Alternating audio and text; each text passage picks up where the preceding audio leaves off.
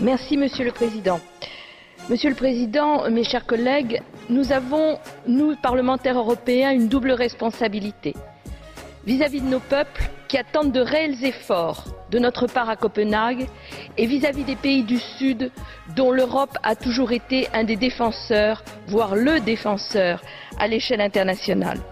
L'Europe, ce n'est pas seulement une union monétaire ou économique.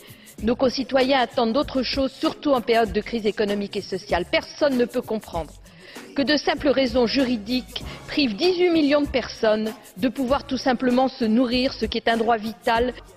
Lorsqu'un expert se présente comme un expert indépendant et qu'il est en réalité le faux-nez d'un lobby, il est clair que l'expertise qu'il donne ne peut pas être retenue comme étant un élément d'information probant.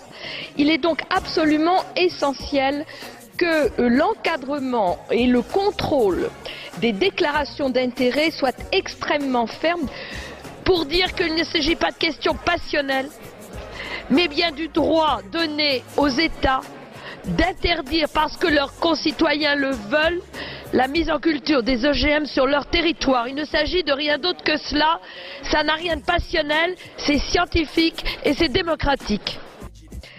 Cela signifie qu'il faudra revenir sur le sujet de la liberté d'accès à Internet, de la neutralité du net. Il faudra aller beaucoup plus loin dans la sauvegarde des libertés, dans l'accès à la science ouverte, dans l'accès à la recherche ouverte, dans l'accès à toutes les œuvres de l'esprit, tout en gardant bien entendu présent à l'esprit le fait que le droit de propriété littéraire et artistique et le droit de propriété lié à la recherche doivent être sauvegardés. Mais ne pensez-vous pas qu'il faudrait s'attaquer à la question de l'intérêt qu'il y a encore aujourd'hui à favoriser les transactions de très court terme et une rentabilité de très court terme sur le moyen terme et le long terme? Le manque de financement de nos entreprises, notamment en Europe, vient précisément de cela. Cancun a été un relatif succès, mais depuis, concrètement, rien ne s'est passé.